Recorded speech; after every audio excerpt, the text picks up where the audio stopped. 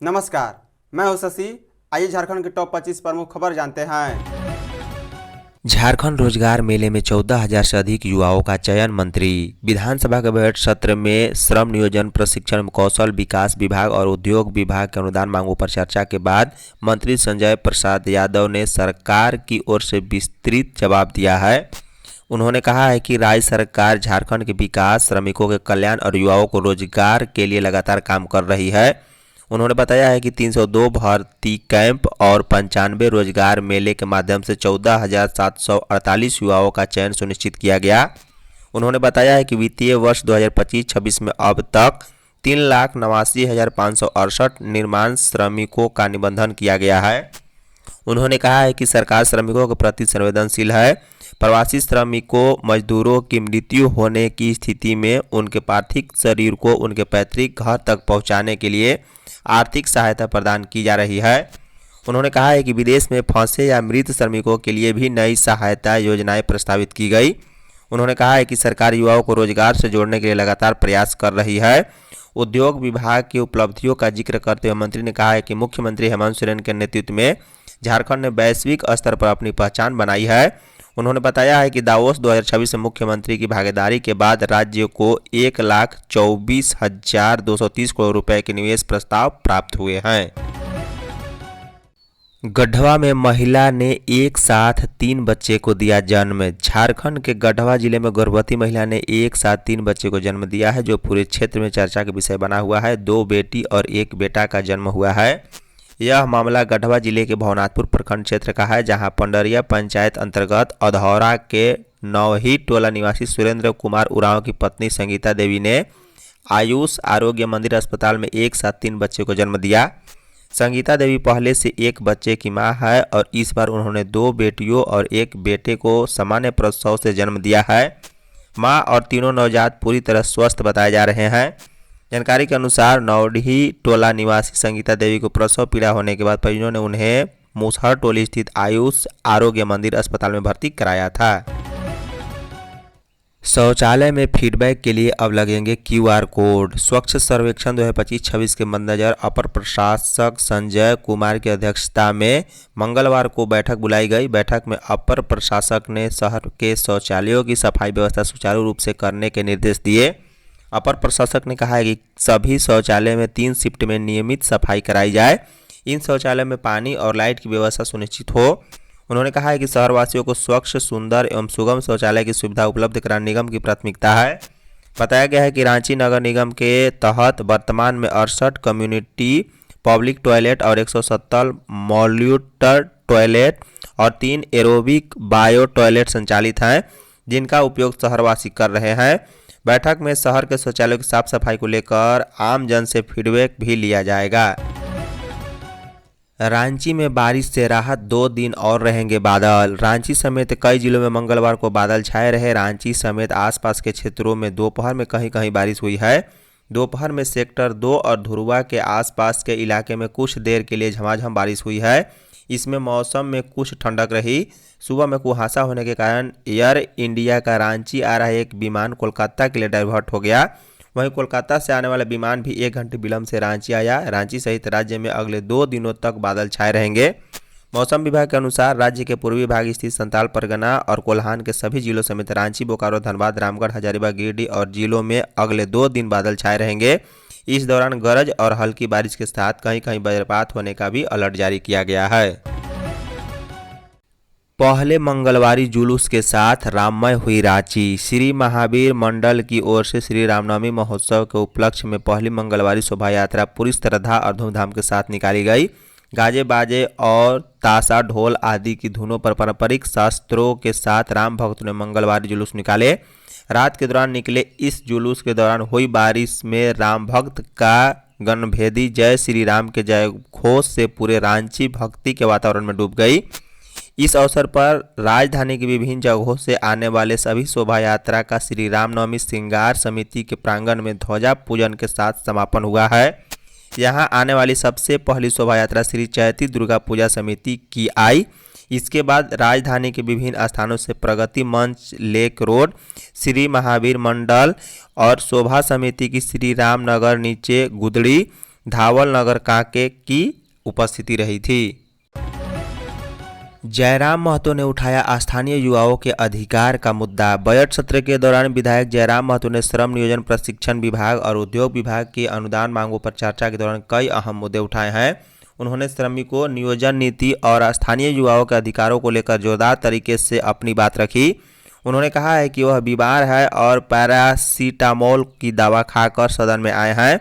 उन्होंने विधानसभा की कार्यप्रणाली पर भी सवाल उठाते हुए कहा है कि विधायकों को सवाल रात 1 से 2 बजे के बजाय रात 11 बजे तक उपलब्ध करा दी जानी चाहिए ताकि वे समय पर तैयारी कर सके।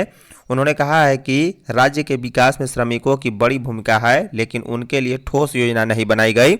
उन्होंने दिहाड़ी मजदूरों, रेहड़ी पटरी और कारोबारियों और टेम्पो चालकों के लिए यूनिक वर्कर आईडी प्रणाली लागू करने का सुझाव दिया। प्रवासी मजदूरों के आंकड़ों पर भी उन्होंने सवाल उठाया है। उन्होंने कहा है कि कोरोना काल में लगभग 12 लाख मजदूर झारखंड लौटे थे, लेकिन विभाग के पास इससे कम आंकड़े हैं। असम के आदिवासियों को अधिकारों के लिए लड़ना होगा कानूनी लड़ाई, हेमंत सोरेन। मुख्यमंत्री हेमंत सोरेन मंगलवार को आदिवासी स्टूडेंट यूनियन ऑफ असम, जारी शक्ति और आदिवासी काउंसिल ऑफ असम की ओर से विश्वनाथ चारालिया स्थित मेजिकाजन चाय बागान में आयोजित एक जनसभा में मंगलवार को शामिल हुए। मौके पर मुख्यमंत्री ने कहा है कि असम में निवास करने वाले गरीब, गुरबा, किसान, आदिवासी वर्ग के लोगों पर लंबे समय से अत्याचार और शोषण की बातें लगातार मैंने सुनी है। उन्होंने कहा है कि आप सभी लोगों ने यहाँ पर कई राजनीतिक और सामाजिक उतार चढ़ाव देखे। मुख्यमंत्री ने कहा है कि हजारों वर्षों से आप सिर्फ असम नहीं बल्कि इस देश के चाय व्यापार जगत का अभिन्न अंग हैं। आपके बुत्ते ही चाय उद्योग चल रहा है। असम के आदिवासी समुदाय के वैसे लोग जो चाय उद्योग में कार्यरत हैं, उन्हें काम के बदले मेहनता के रूप में क्या मिलता है, यह किसी से छिपा नहीं। मुख्यमंत्री ने कहा है कि यह दुर्भाग्य है कि आप लोगों के अधिकारों की लड़ाई लड़ते लड़ते क्रांतिकारी नेता प्रदीप नाग ने अपने प्राण की आहुति दी। उन्होंने कहा है कि असम के आदिवासी समुदाय को उनका अधिकार मिलना चाहिए। झारखंड में रसोई गैस की किल्लत बढ़ी। ईरान और इजरायल के बीच बढ़ते तनाव का असर अब झारखंड में भी दिखाई देने लगा है। पेट्रोलियम पदार्थों के आयात में संभावित बाधा और बाजार में फैल रही आशंकाओं के कारण राज्य के कई शहरों में रसोई गैस की किल्लत की स्थिति बनने लगी है। खासकर 19 किलो वाले कमर्शियल एलपीजी सिलेंडर की आपूर्ति पर फिलहाल अघोषित रोक लगा दी गई है। तेल कंपनियों ने यह कदम घरेलू उपभोक्ताओं को प्राथमिकता देने के उद्देश्य से उठाया।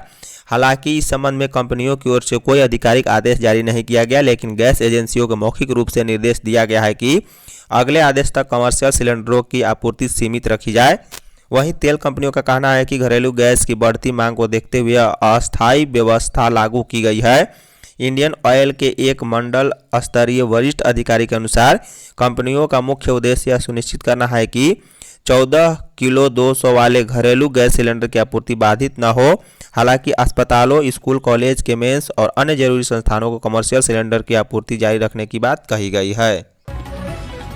रामगढ़ में मिनी मैराथन 29 मार्च को। शहर के युवाओं में फिटनेस, खेल भावना और सामाजिक एकता को बढ़ावा देने के उद्देश्य से दौड़ेगा रामगढ़ बढ़ेगा रामगढ़ नामक मिनी मैराथन का आयोजन 29 मार्च को किया जाएगा। इसे लेकर मंगलवार को आयोजन समिति ने घोषणा कर दी है। बैठक की अध्यक्षता आयोजन समिति के संरक्षक गोपाल राम ने की, जबकि संचालन समिति के सचिव सीडी सिंह ने किया है। बैठक में पूर्व निर्धारित 15 मार्च की तिथि में बदलाव करते हुए 29 मार्च को कार्यक्रम करने का फैसला हुआ। आयोजन समिति के अध्यक्ष राजीव जायसवाल एवं अन्य पदाधिकारियों द्वारा इस अवसर पर मिनी मैराथन का रजिस्ट्रेशन फॉर्म लॉन्च किया गया। इसके साथ ही ऑनलाइन और ऑफलाइन पंजीकरण की प्रक्रिया शुरू कर दी गई है। मजदूरों का हो रहा शोषण, रोजगार के अभाव में बढ़ रहा पलायन। झारखंड विधानसभा के बजट सत्र के दौरान मंगलवार को श्रम नियोजन, कौशल विकास एवं उद्योग विभाग के अनुदान मांगों पर कटौती प्रस्ताव पर चर्चा करते हुए रामगढ़ की विधायक ममता देवी ने राज्य में मजदूरों की स्थिति पर गंभीर चिंता जताई है। उन्होंने कहा है कि मजदूरों से काम कराने और सुरक्षा के नाम पर उनका शोषण किया जा रहा है। ममता देवी ने धनबाद के झरिया स्थित कोयलरी क्षेत्र में जलती हुई और भूधसन की समस्या का मुद्दा उठाया। उन्होंने कहा है कि इस समस्या से आज भी स्थानीय लोग परेशान हैं। मजदूर अपनी आजीविका चलाने के लिए रात भर कोयला का उठाव करते हैं, लेकिन उन्हें बड़े ठेकेदार और असामाजिक तत्वों द्वारा रंगदारी की मांग का सामना करना पड़ता है। रांची पुलिस ने 46 पशुओं के साथ 4 वाहन किए जब्त। रांची जिले के ओरमांझी इलाके में पुलिस ने पशु तस्करी की प्रयास को विफल कर दिया है। पुलिस ने पशु लदे 4 वाहनों को जब्त करते हुए उनमें से 41 पशुओं को बरामद किया। पुलिस को देर रात गुप्त सूचना मिली थी कि इरबा इलाके से पशु लदे 4 वाहन बंगाल की ओर भेजे जा रहे हैं। सूचना मिलते ही पुलिस टीम सक्रिय हो गई और मौके पर पहुंचकर वाहनों को रोकने का प्रयास किया। पुलिस को देखते ही तस्कर वाहन छोड़कर मौके से फरार हो गए। इसके बाद पुलिस ने सभी वाहनों की तलाशी ली, जिसमें 41 पशु पाए गए। पुलिस ने तत्काल कार्रवाई करते हुए 4 वाहन को जब्त कर लिया है और बरामद किए गए सभी पशुओं को सुरक्षित रूप से गौशाला में रखवा दिया है। बता दें कि ओरमांझी थाना प्रभारी ने बताया गुप्त सूचना के आधार पर यह कार्रवाई करते हुए पशु लदे 4 वाहनों को जब्त किया गया है। गुमला में हाथी ने घर तोड़ा, दीवार गिरने से बच्ची की मौत। झारखंड के गुमला जिले के करंज थाना क्षेत्र के सरगांव परता टोली गांव में जंगली हाथी के उत्पात से एक दर्दनाक घटना सामने आई है। सोमवार की रात एक हाथी ने गांव में घुसकर एक घर को तोड़ दिया, जिससे दीवार गिरने के कारण 5 महीने की मासूम बच्ची की दबकर मौत हो गई। इसी घटना के बाद पूरे गांव में दहशत और मातम का माहौल है। बताया जा रहा है कि यह घटना रात करीब 11 बजे की है। उस समय घर के अंदर चंदन उरांव अपनी पत्नी और बच्चों के साथ सोए हुए थे। तभी अचानक जंगली हाथी वहां पहुंच गए और घर में तोड़फोड़ शुरू कर दी। हाथी के घर तोड़ने के दौरान अचानक दीवार गिर गई, जिसकी चपेट में आकर 5 महीने की बच्ची अमिता उरांव दब गई। माता पिता को बच्ची को बचाने का मौका तक नहीं मिल पाया। दुमका में बस परिचालन ठप, अनिश्चितकालीन बंदी। झारखंड के दुमका में बस मजदूर संघ के अध्यक्ष पर हुए हमले के आरोपियों की गिरफ्तारी नहीं होने के विरोध में मंगलवार से बसों का परिचालन पूरी तरह ठप कर दिया गया है। बस मालिकों, चालकों और खलासियों ने संयुक्त रूप से अनिश्चितकालीन बंदी का आह्वान किया। इस निर्णय के बाद दुमका बस स्टैंड परिसर में सभी यात्री बसों का संचालन बंद रहा। बस कर्मी और मालिक बस स्टैंड गेट के सामने धरना देकर बैठे रहे। उनका कहना है कि जब तक हमलावरों की गिरफ्तारी नहीं होती है, सुरक्षा को लेकर ठोस कदम नहीं उठाए जाते, तब तक बसों का संचालन शुरू नहीं किया जाएगा। बस कर्मियों के अनुसार कुछ दिन पहले दुमका में मोटर मजदूर संघ के अध्यक्ष अरुण कुमार सिंह पर हमला किया गया था। विदेश में मजदूर की मौत पर प्लेन से शव लाएगी सरकार। विदेश में किसी प्रवासी मजदूर की मौत होने पर उसके शव को भारत लाने के लिए रेल या हवाई यात्रा का पूरा खर्च राज्य सरकार वहन करेगी। यह बातें मंत्री संजय प्रसाद यादव ने विधानसभा के बजट सत्र के दौरान श्रम, नियोजन, कौशल विकास एवं उद्योग विभाग की कटौती प्रस्ताव के बाद मांगों पर चर्चा के दौरान मंगलवार को सदन में जवाब देते हुए कही है। उन्होंने कहा है कि सरकार प्रवासी श्रमिकों के हितों की रक्षा और उनके परिवारों को सहायता देने के लगातार प्रयासरत है। उन्होंने कहा कि दुर्घटनाओं में मौत के शिकार हुए 273 प्रवासी श्रमिकों के परिजनों को अब तक 2,85,00,000 रुपए की सहायता राशि दी जा चुकी है।